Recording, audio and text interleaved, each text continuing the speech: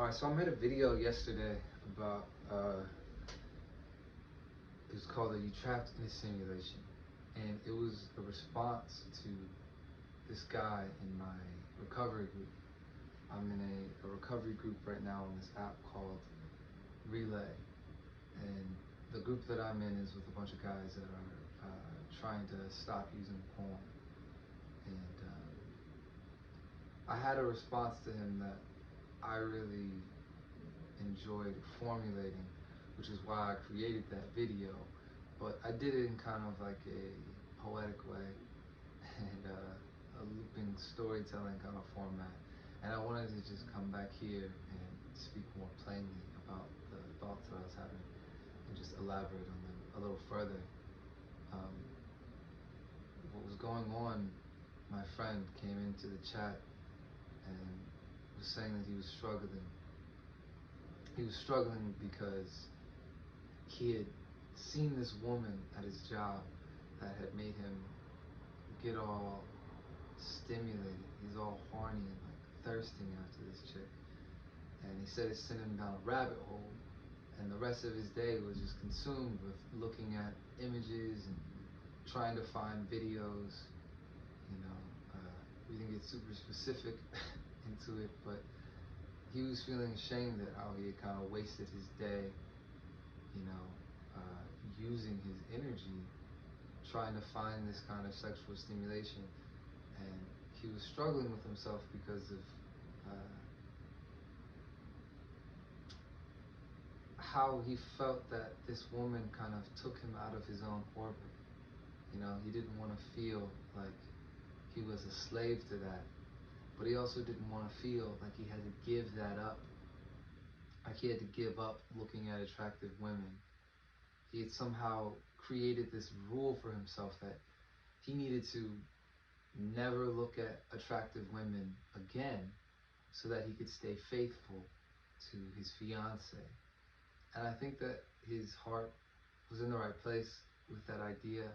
I mean, he wants to stay faithful to his fiance, his eventual wife, you know, maybe the cornerstone of his life in his coming years.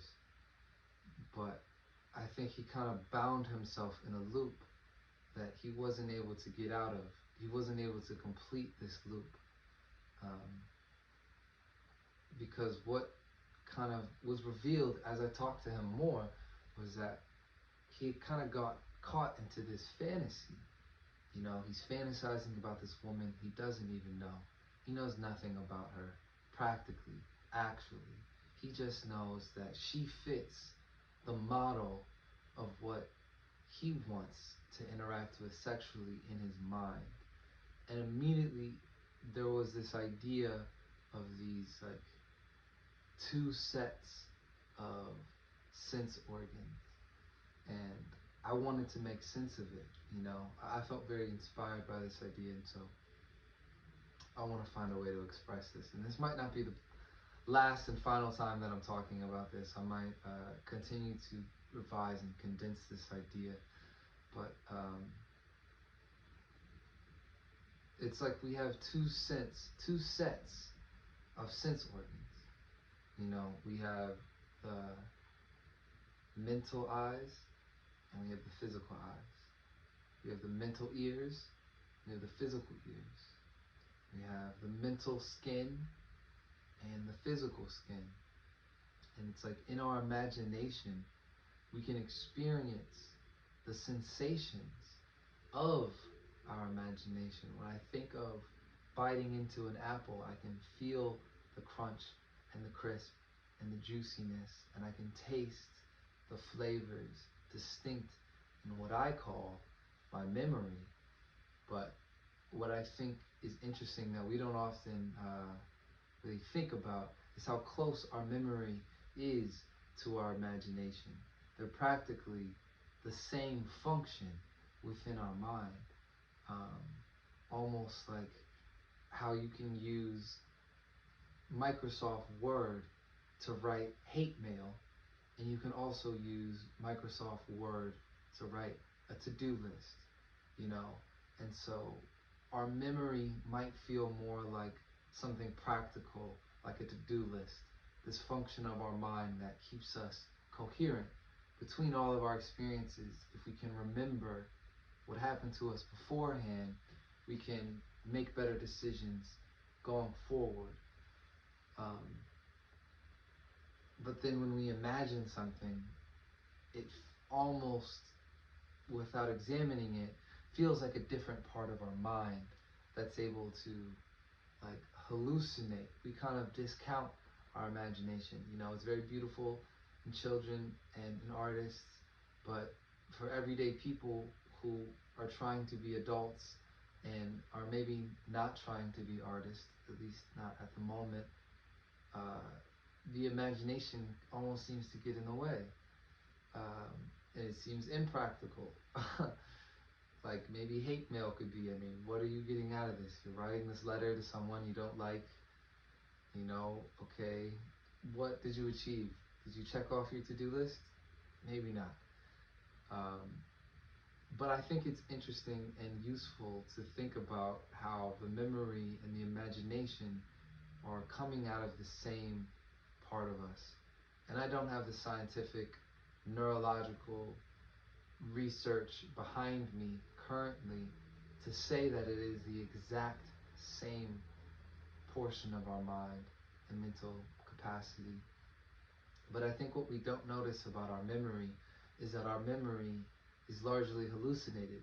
And the more we go back and remember things, it changes. You know, when every time that you pass a scene through your memory, it's almost like improv, where you're trying to, you know, like if somebody was improvising a scene in a movie, you know, it's like they do it over and over and over again, and it's the same lines, same setting, same everything, but every take is slightly different, you know, and I don't think we notice how when we run through our memory, there are these slight differences. These slight differences, because that faculty of memory is the same as the faculty of imagination. And in a way, we kind of are improving our memories every time that we remember them. You know, we're rehearsing them, running through the script, you know, and we can be very fooled in ourselves to think that our memories are one-to-one copies of what existed in a previous moment, that it is an actual hard copy of the timeline that we passed through. And, you know, the more we question that memory, the more the idea of that timeline kind of breaks down. There maybe isn't a universal timeline that we're passing through, but we get the simulation of having a coherent timeline because of the way we use our minds to rehearse memories, you know, for this feeling of coherence. And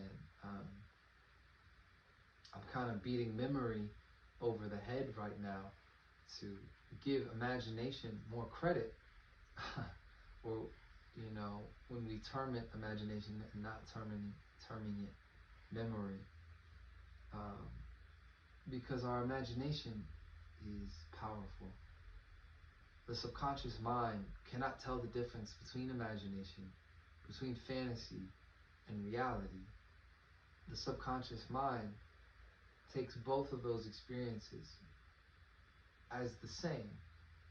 When we experience the current moment right now, every sensation that I'm feeling in this moment, every sensation that you're feeling in this moment is immediately passing into the realm of imagination and memory. I mean, I remember myself speaking about memory a few seconds ago, and it exists in this part of my mind where I can feel into that part of me's like felt sense into my body.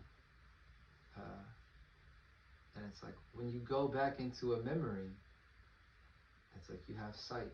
You can feel the textures that were there. You can hear the environment. You can taste, you know, the textures that were and the flavors that were present at that time. And so it's like, yeah, we've got these two sets of sensations, the sensations in the present moment and the sensations in the memory slash imagination. And what happens is that we confuse the two. We confuse our memory and imagination. Really, we confuse our memory because we don't take it to be our imagination, to be reality. And we think that that part of our mind is real. We don't, think of it as something that we're just making up as we go along each time. When I remember the incidences that I had with bullies in high school, they're distorted and twisted in a way that when I try to objectively look at them, they look very different than when I automatically, emotionally recall them. When I think of difficult times in my past, they're saturated in the emotions that I feel about them, and that emotion distorts that memory. But I don't notice the distortions because I'm identified with whatever emotion there is. But when I look back at that memory and I try to look back at it rationally without the emotion present, I notice that there's a lot of missing information. There's a lot of things that I wasn't picking up on, and I really zoomed in to key parts of that memory. And over the years, remembering those same things has further exaggerated what I was zoomed into when I first formed the memory. And so, noticing this, it's like I can't take that memory to be such an accurate representation of what I experienced. And maybe I'm kind of digressing a bit, but what I think is really powerful is how our subconscious minds are able to imagine and fantasize about anything. There's no limit on the imagination. There's nothing that says the imagination can't, imagine something. But what I was realizing as I was talking to my friend is that we have these boundaries of shame. We have our physical life and we have our fantasy life. And in our physical life, we have these boundaries of shame to stop us from doing things that are not good for others. They're not good for society. We have boundaries of shame that says, hey, you shouldn't shit on the floor of a Starbucks. It's like, yeah, fucking duh. No one wants to clean that up. No one wants to deal with that. No one wants to smell that. No one wants to watch you. Like, you're in a space, a physical space with other people, and you do something crazy like that. We're all going to shame you. We're all going to let you know almost immediately that's not fucking cool. And so those boundaries of shame in the physical world, our physical lives, is very useful. But then where we make a mistake, where I think that we are making a mistake, is that we put those same boundaries of shame on our imagination. And we think that if my imagination is able to see something, then maybe I will try to make it physical. If I have an intrusive thought of shitting on the floor in a Starbucks, it's like I'm mortified. I feel that immediate shame that would come if I actually acted that out. And so I try to stop this imagination. I treat it like this, just this unwanted, intrusive thought, and I resist myself. I resist my thoughts and say, no, you can't be here. You can't show up in this way.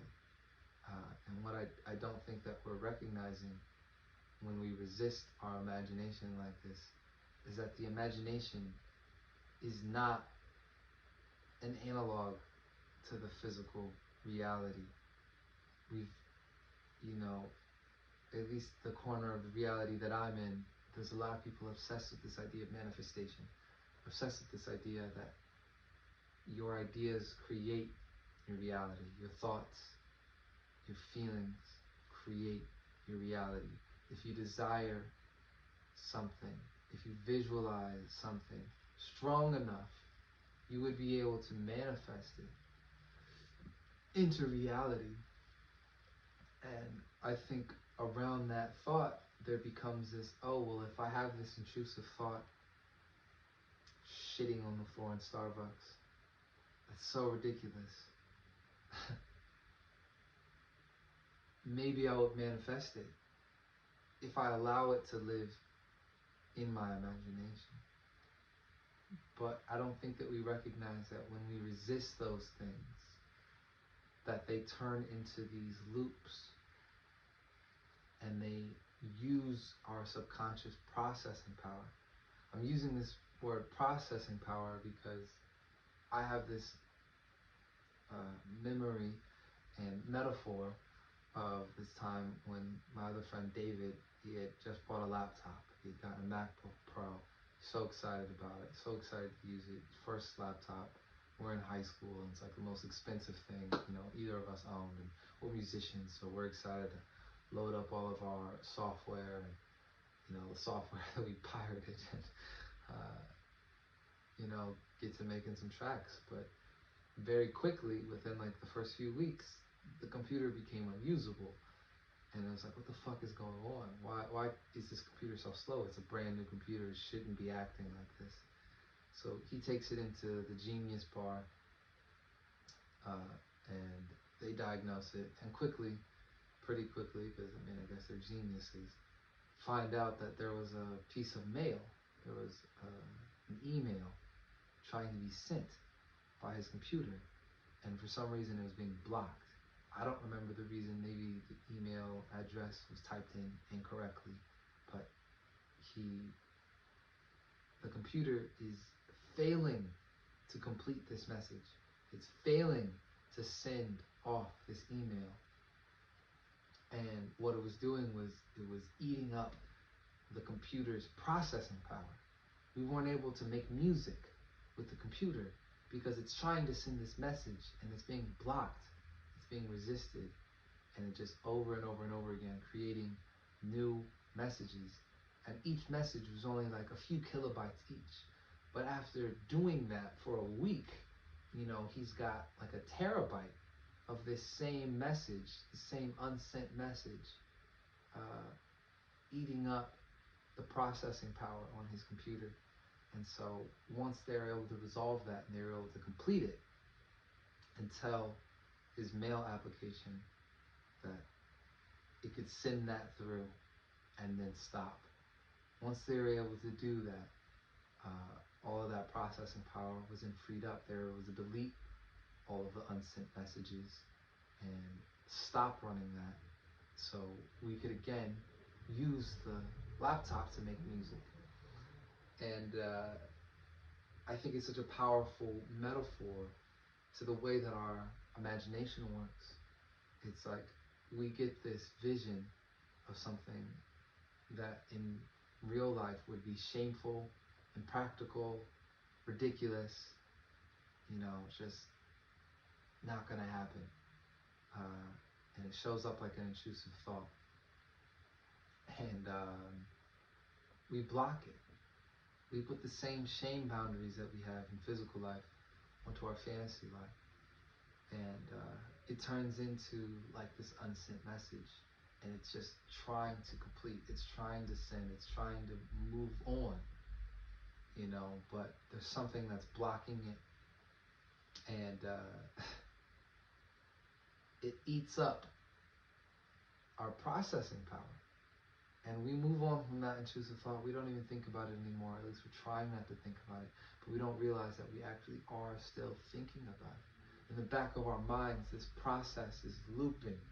It's processing. It's trying to finish the fantasy, but something is in the way. There's something in the way, and I think that something that's in the way is our confusion about reality, reality and fantasy. You know, we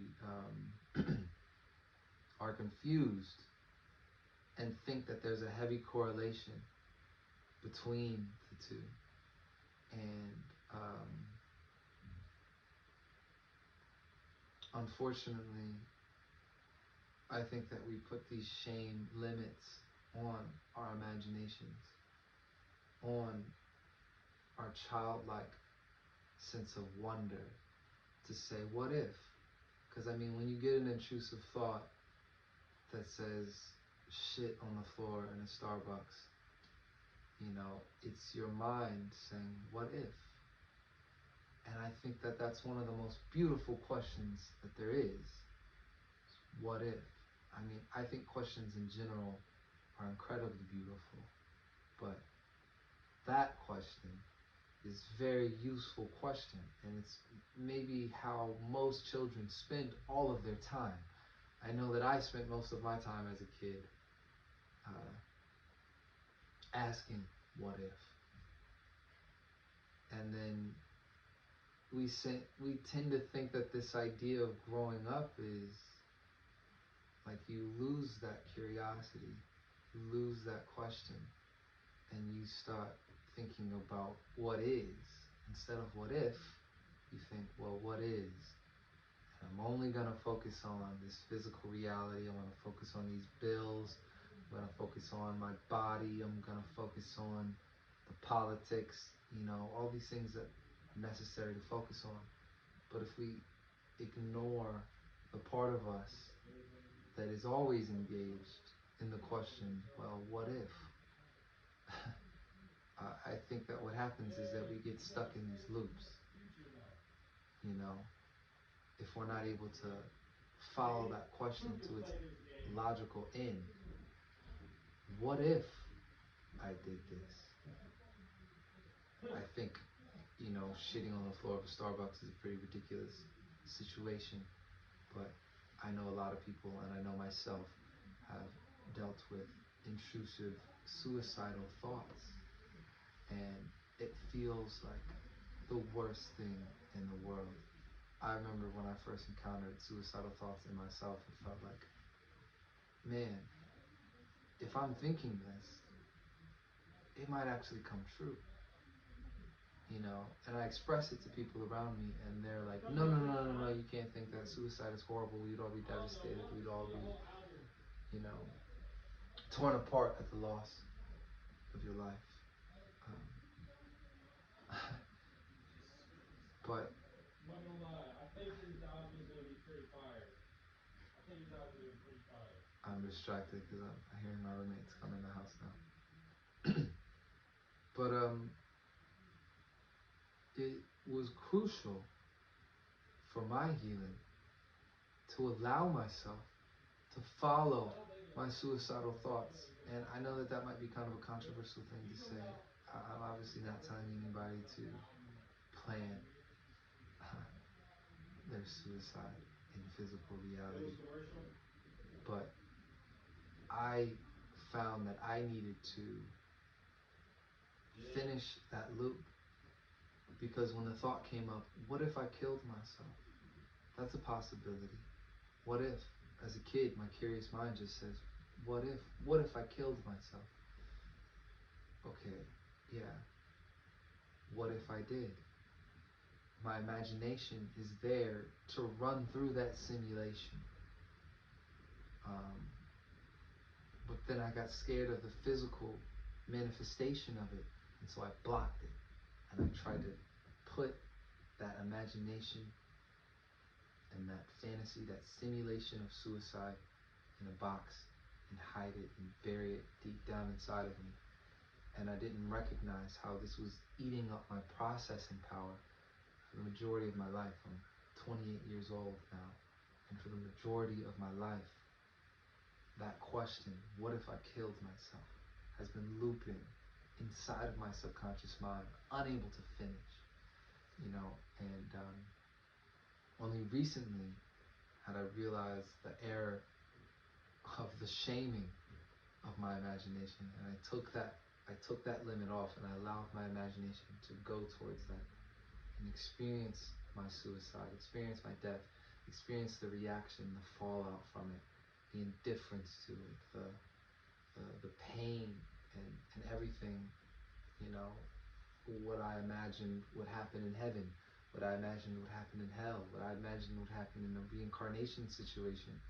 All of these things my mind wanted to process. And once I went through all of them and I saw the images that my mind were projecting onto my death, projecting onto the afterlife, projecting onto my current life, it was able to come to a place of being settled. And like that email, it was deleted. And I came to a place of having so much more psychological processing power. I mean, even to the point that I'm able to make this video right now. I've wanted to create in this way for years, but I've always just lacked the energy and the space to be able to think clearly and, you know, not worry about this not being the best production. I'm just shooting this on my iPhone. You know, and not worry about how this might go, because I know that I can continue to improve now that I have this psychological space freed up. And when I was talking to my friend on Relay, on Relay is like a social recovery app. So I might have mentioned that at the beginning, but it's like an app where you can go to like remote 12-step meetings. You get put into a group with other people who are struggling with similar kinds of addictions. For me, it was pornography. You know, I might be shopping or eating or love or alcohol. For anyone, it doesn't matter. You know, you go through their questionnaire and they pair you up with a group, and then you're able to keep each other accountable. And one of the guys in that group had raised a red flag, and he was expressing to me how, you know, he was caught in the loop of this fantasy for a woman that wasn't his fiance. And it was reminding me of that same loop that I had, that I've experienced. And I mean, the suicidal thoughts that I experienced were not the only place that my subconscious was caught in a loop. I was also caught in my own sexual fantasies, which were very distressing, because a lot of them are things that I wouldn't want to live out in real life. And so I didn't understand why my mind was so curious about them. But I recognized in what he was expressing to me that I was like, oh, you're holding your breath. You're caught in this loop. And you're not able to go be a full man for your fiance. Just being able to not watch porn is not going to be the same as freeing up this psychological space, this processing power, so that you can go be present with the people in your life, the people that you love. I I explained it to him, and I tried to explain it in the previous video, but I think that it does warrant elaboration, and I'll probably write more and try to take these ideas from this video and be more succinct and clear. But it's like, you need to let your imagination be free. You need to let your imagination go towards all the things that it's wanting. And in that last video, I posed the question, what would it feel like to get everything that you want? You know, there's a part of you that's wanting the answer to this question. What if? What if I slept with that woman? What if I killed myself? What if I shat on the floor of a Starbucks? And it's like, what would it feel like for your subconscious to get the answers that it wants. Maybe that's a better way to phrase the question. What would it feel like for your subconscious to get the clarity and conclusion that comes with the answers to the question that it's asking over and over and over again? What if? And so I think that it's super necessary, in his situation, and I think that most people are in this situation, that there are parts of our imagination that are stuck in a simulation that need to be given permission to finish. What would it feel like to give your subconscious imagination and fantasy the permission to finish the loop? Just because you're in a committed relationship and your mind is curious about what it would be like to be with another partner, just because you explore that in your imagination doesn't mean that you need to go explore it in real life. And I'm actually of the opinion, and this is my opinion, that exploring that imagination will help you come back into greater resolve of where you are currently in life. You might become even more committed to your partner that you have now if you're able to explore the fantasies that you have and let them finish. I think it's almost like this fear of like it being something like an itch or like a rash. It's like if I begin to scratch it, I'm always going to have to scratch it, and it's just going to get worse, and it's going to grow, and my desire for other partners is going to become insatiable, and then I would be so disappointed and devastated to lose the connection that I built with this person in my life.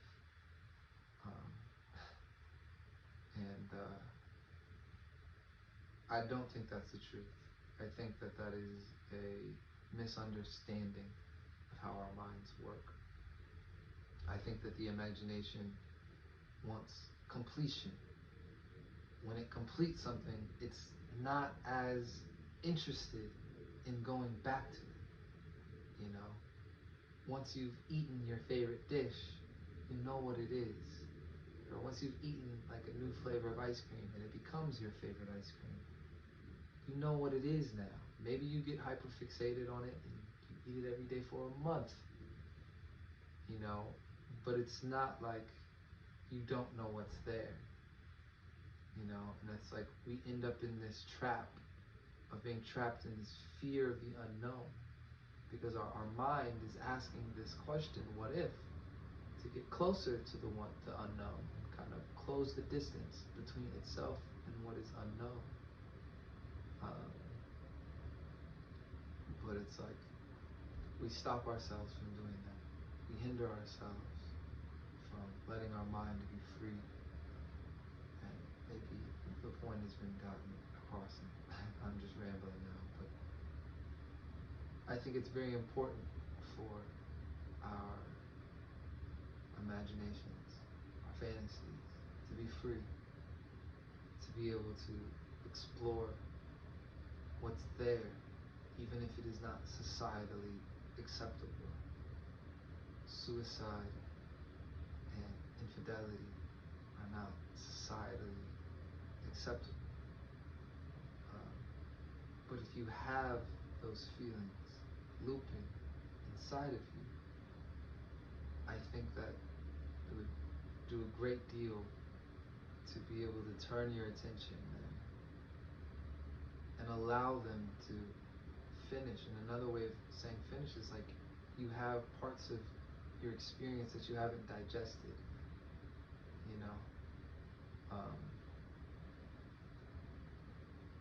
I've done a lot of research on trauma, just passive, personal research, trying to deal with my own traumas. And I'm coming to a place of realizing that most of our traumas are just experiences that are undigested, because one experience won't universally traumatize all people. You know, um, two people can pass through the same experience and come out, one traumatized and one untraumatized, because the one was able to digest it, and for whatever reason the other one was not. And I'm making the point in the case here that if we don't digest one part of our experience, it makes it more difficult to digest the next experience.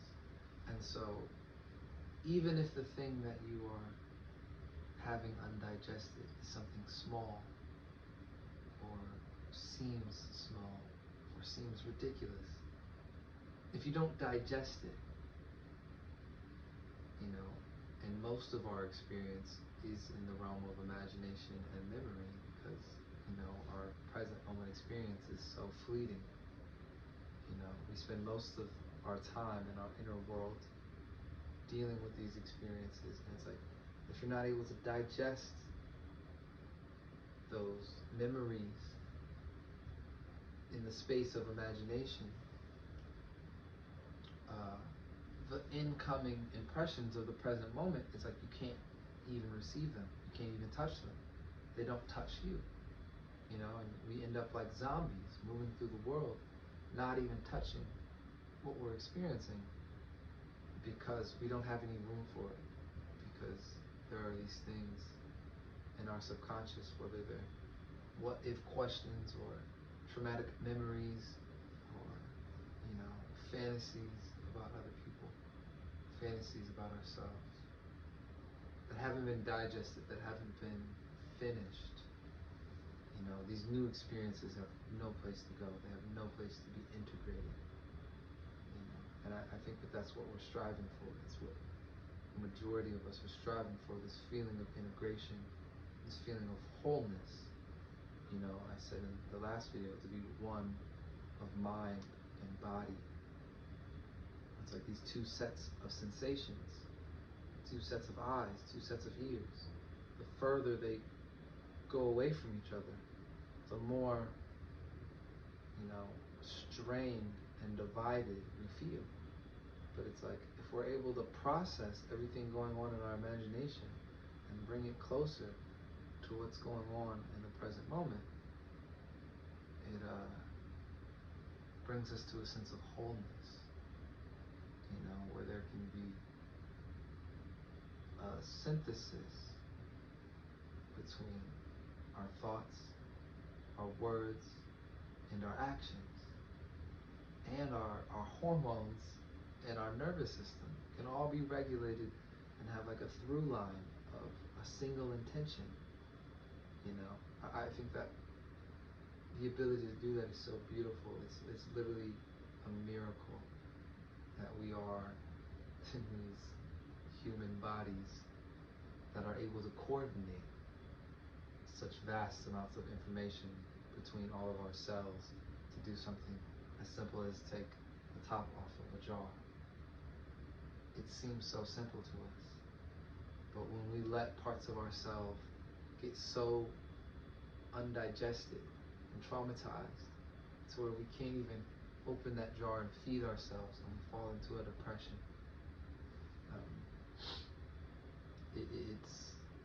it's really an unfortunate situation, you know. So again, like I asked in the last question, in the last video, I asked the question, what would it feel like to get everything you want? And it's like, what would it feel like to allow your subconscious to get the answers it needs, to follow its curiosity through its fantasy, through its imagination, you know, without worrying that all of those things that you explore are necessarily going to manifest. You know, you don't have to endlessly share them with a therapist or share them with your partner. It's like, hey, I've been thinking about cheating on you. How do you feel about that? It's no good, you know. But at the same time, if that's coming up in you and you're not processing it, you're not digesting that, it quickly devolves. It quickly unravels us to a terrible position. Something that I've been using recently is there's this lady on YouTube, the Crappy Childhood Fairy, and she has this thing that she calls the daily practice, and it's kind of a way to every day digest whatever is coming up in your subconscious mind. It's all about writing down your fears and your resentments so that you can bring them to the surface, get them out of you, get them on paper. This isn't necessarily the same as what I'm talking about as letting your imagination be free. Because you write them down and you release them through the help of a higher power, or if you just believe in a higher self, or it's just your own, willpower. It's fine. Do what suits for you. But you're just writing these things down, writing these things that are bothering you, that are undigested, and letting them go. I'm pointing to her daily practice, and I'll probably link in the description to, her channel. Because that has been such a helpful thing for me, because I've had such a backlog of what if questions that turned into fears, turned into resentments, that put me in a place where I was damaging myself and damaging my surroundings, and it was difficult to witness.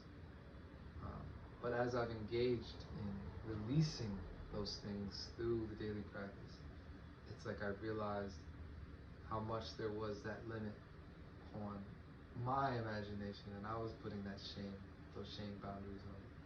And I see it, in my accountability partners too. And I'm urging us to take those boundaries off. Take those boundaries off of our imagination and let it go. So yeah, I just wanted to kind of freestyle on that a bit. I have no clue how long this video was. My intention was to do very short videos. I think all of the topics that I kind of touched on today could be their own short video, and I think in the future when I have more space for planning, that is how my channel will go. But there will be more like modular ideas that I'll kind of web together. But I feel good about being able to think through that, and I hope that you'll comment and reach out to me about how what I've shared today has impacted you, or how you're processing it. Maybe you think I'm completely wrong.